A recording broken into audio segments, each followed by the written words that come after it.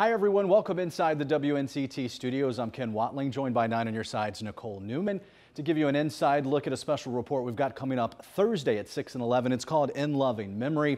Before we talk about that special report, I want to give you some insight on Nicole, who works tirelessly behind the scenes here, putting together our 6 o'clock broadcast every day. And you've done a number of special projects. We've worked together on a few of those, about Burke Uzzle, the legendary photographer, our Black History Month special, Hidden History, a couple of years ago. What is it about these long-form special projects that are really a challenge for you?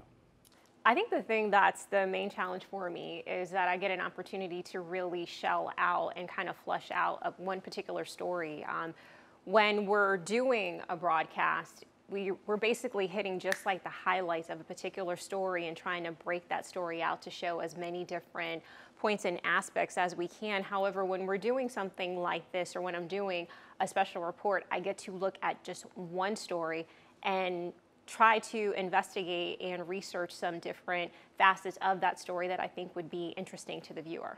Your latest special project is In Loving Memory, comes up Thursday at 6 and 11 here on 9 on your side, and it deals with a local man who moved out of state and was murdered. You spoke with his family because there's not been justice in this case. No, not at all. This is the story of Jahan Belcher. To his friends and family, he's known as either Hans or Hansi. And basically, it's due to the distance.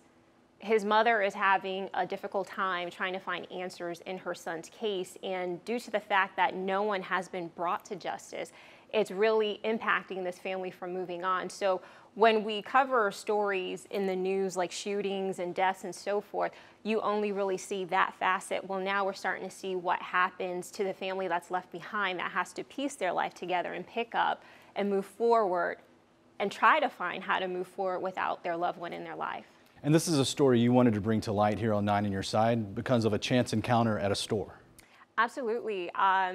Actually, it was a few years ago, so it's been a couple years in the making. I was at a local store and I crossed paths with his mother, Alma Belcher, and she was having a particularly rough day, and we just actually started talking, and she asked me for prayers. And it was something that I was incredibly touched by, that I went back and I talked to my family about it, and they were like, pray for her. You know, and I think it brings that aspect. You know, we cross many people's paths through the course of a day. You never really know what someone may be going through.